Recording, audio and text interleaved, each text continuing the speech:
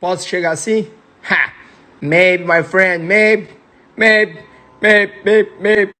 L'équipe, j'espère que vous allez bien. Aujourd'hui, une nouvelle actu foot.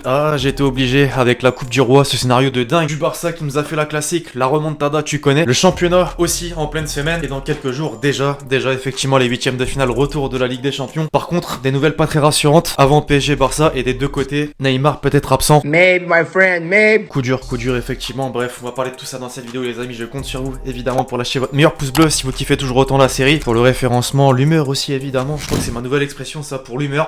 Et je rappelle également que cette vidéo, cette série même en particulier, est sponsorisée par OneFootball, l'application numéro 1 sur toute l'actualité du ballon rond. Gratuite évidemment, ça change pas, c'est dispo dans la description. On va commencer, tiens justement, on venait d'en parler avec le Barça, les amis. Vous vous souvenez quand Bartomeu a démissionné? Bon, normalement tous mes supporters du Barça, vous l'avez peut-être quelques jours plus tard Piqué marqué un but dans la semaine donc. Cette semaine, Bartomeu a été arrêté par la police catalane, Barça Gate tu connais. Que s'est-il passé? Piqué a encore marqué. C'est quoi la prochaine étape? Non sérieux, Bartomeu va se faire les ligaments, Piqué ballon d'or. Bon voilà, je voulais mettre un point d'honneur aujourd'hui l'équipe sur Piqué qui a donc marqué un but d'une importance capitale hier lors de la demi-finale retour de la Coupe du Roi. Il aura fallu attendre les derniers instants du match, la 94e minute donc, pour l'égalisation, les prolongations et donc la victoire par la suite, notamment grâce à un but de Braithwaite. Sur cette image là de sa célébration, on voit vraiment la rage, le soulagement entre guillemets dans une période compliquée pour le Barça, on va pas se mentir. C'était le cas d'ailleurs pour Messi également. Guettez sa réaction lors du but à la fin du match. Alors évidemment, ce matin la presse espagnole, les amis, a voulu mettre en avant cette victoire des Barcelonais qui pour Sport ont été grandioses, épiques pour le Mundo Deportivo. Par contre, petit bémol, Piqué, encore lui effectivement, a été touché hier lors de la rencontre au genou plus particulièrement. Ce matin, on apprenait que c'était pas trop grave, du moins pas les ligaments, heureusement, mais il a quand même une entorse et qu'est-ce que ça veut dire? Simplement qu'il sera absent 3 semaines et donc pour le choc face au PSG au Parc des Princes, c'est As qui a confirmé l'info. Bon, on va quand même retenir cette victoire et positiver notamment en championnat car en début de semaine, le Real a buté lors de la réception de la Sociedad, score final 1 partout. C'est un frein donc pour la presse madrilène qui a quand même tenu à remercier Vinicius, le buteur pour l'égalisation. Au classement, du coup, les Rouges et Bleus conservent leur deuxième place derrière l'Atlético, mais à égalité de points avec le Real donc. Ce championnat est encore loin d'être fini. En Ligue 1, à présent, il y avait la 28e journée. Hier soir, il s'est passé pas mal de choses, notamment pour les 4 de devant. Lille peut remercier son buteur, David, roi du suspense. Le buteur canadien a inscrit le doublé dans les derniers instants du match pour aller chercher la victoire. Mais Lillois, ça aurait été très frustrant, non, parce qu'avec autant d'actions, il y a quand même eu 23 tirs au cours du match contre 3 seulement pour l'OM. Concernant les autres affiches, on peut voir que Lyon et le PSG ont également pris les 3 points, mais que Monaco qui a donc cassé cette série d'invincibilité en 2021, je dis bien en 2021. Les conséquences au classement, du coup, ça avance vite. Monaco a donc 4 points de retard désormais sur Lyon. Paris, deuxième à 60 points, et Lille donc tient les commandes de la Ligue 1 avec 62 points. Comme on le fait très souvent, on va jeter un petit coup d'œil au 11 type du journal L'équipe. Forcément, 2 Lillois, 1 Lyonnais, 2 Strasbourgeois qui arrivent à surprendre les gros dernièrement, et un Lensois évidemment j'étais obligé, mais Lensois Fofana, qu'est-ce qu'il est incroyable. Ça monte en puissance, elle est fulgurante. Et vous savez quoi, juste pour le kiff?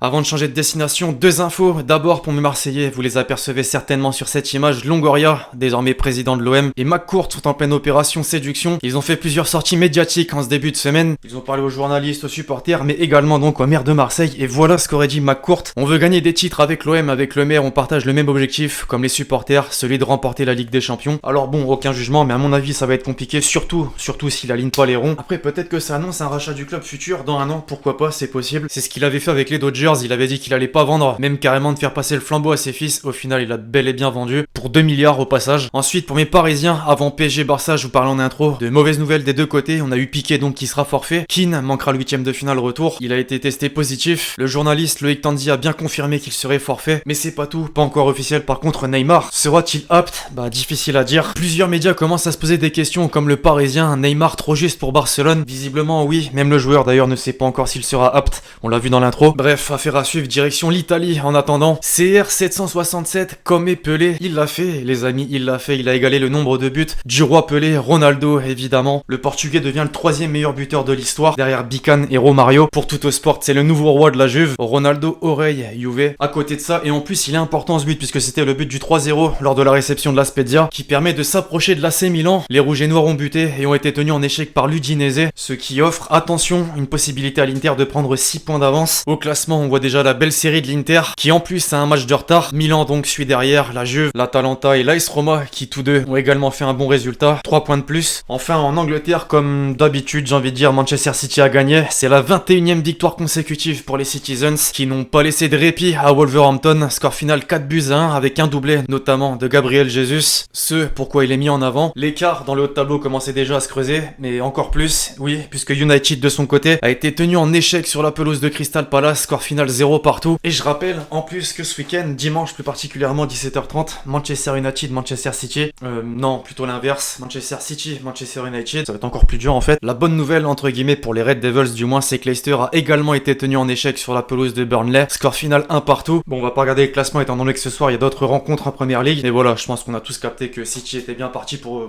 le titre, pour le Graal.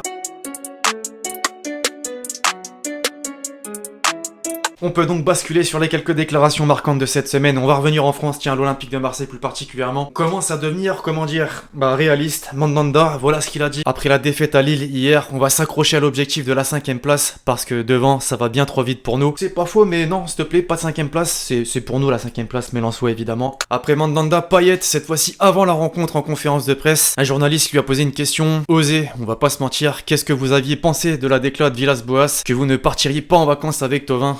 Réponse. Est-ce que tu pars en vacances avec tous tes collègues de travail? Non, voilà, c'est pareil pour nous.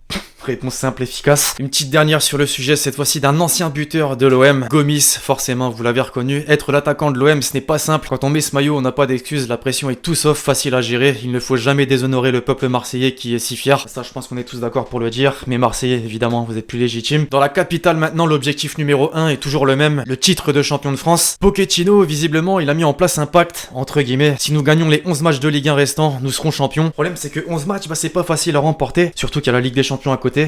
Voilà, mes Parisiens d'ailleurs, vous pensez que c'est possible. Ensuite, c'est toujours l'entraîneur argentin, cette fois-ci au sujet d'Mbappé. Pour succéder à Messi et Ronaldo, il lui faut du temps pour étoffer son CV, pour obtenir la reconnaissance qu'il mérite et qu'il obtiendra. En gros, la Ligue des Champions, non, parce qu'il a déjà la Coupe du Monde, le Championnat de France, les coupes nationales. Bon, il a tout en fait. On reste au rayon des entraîneurs, mais en Ligue 2, cette fois-ci à Auxerre avec Furlan. Lui, comment dire, bon, il a été plutôt cash avec un journaliste qui lui a posé cette question. Comment vos joueurs analysent leur méforme actuelle? Sa réponse, tu es 5ème, mon grand, et ça fait 6 ans que vous ne vivez que de maintien, donc quelque part, vous fermez vos gueules. Bon, en vidéo, c'est plus impressionnant, j'ai pas réussi à ressortir la même envie. Non, vraiment, il a tué le journaliste. On quitte la France pour l'Espagne avec le Barça et en particulier le potentiel futur président du club, Laporta. Je suis convaincu que si les autres candidats gagnent, Messi ne continuera pas, mais si je gagne, il restera. La propagande continue, quoi, tout simplement. En Italie, désormais à la Juve, plus particulièrement Buffon, on a dévoilé un peu plus sur son avenir. Malheureusement, j'ai envie de dire, dans ma tête, il y a vraiment un panneau stop, une date limite qui est juin 2023. C'est vraiment le maximum, mais je pourrais aussi arrêter de jouer dans 4 mois. Bon, je dis malheureusement, mais en même temps, il a quand même 43 ans. 43 ans, effectivement. Toutes les belles choses ont une fin, comme on dit. Et enfin, Antonio Cassano, encore lui, il a donné son avis sur Ronaldo. Cette fois-ci, non pas sur Twitch, mais dans le Corriere dello Sport. La Juventus a signé Ronaldo pour remporter la Ligue des Champions, mais elle fait pire qu'avant. Le championnat a été également gagné sans lui. Je sais absolument pas ce qu'il a contre Ronaldo, mais il est vraiment sur ses côtes. Et depuis un moment... Second poteau, Pavard.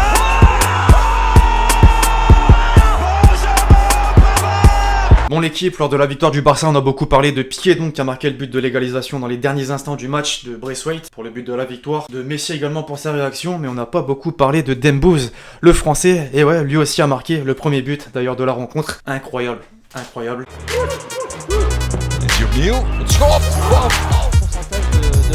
Oh, quel ballon pour Yenatio!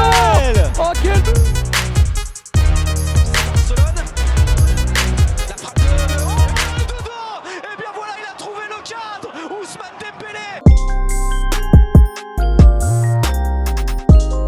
Et donc enfin, comme toujours, la question que vous me posez dans les commentaires de chaque épisode, la question de l'abonné. Pour toi, qui va gagner la Ligue 1 cette année? Lille, Lyon, Paris ou Monaco? C'est tellement dur, c'est un vrai pari. Mais moi je pense que c'est Lille, voilà, tout simplement. Me demandez pas pourquoi, en début de saison. Évidemment, je mettais Paris comme tout le monde, mais là j'ai envie de dire Lille, voilà. Bref, voilà l'équipe, c'est tout pour l'actu foot du jour. J'espère que vous l'avez kiffé, je compte sur vous si c'est le cas pour lâcher votre meilleur pouce bleu. Pensez à lâcher votre commentaire avec votre question pour le prochain épisode, puis d'ici là on se retrouve très vite sur la chaîne pour de nouvelles vidéos. C'était Lexitier. Ciao ciao.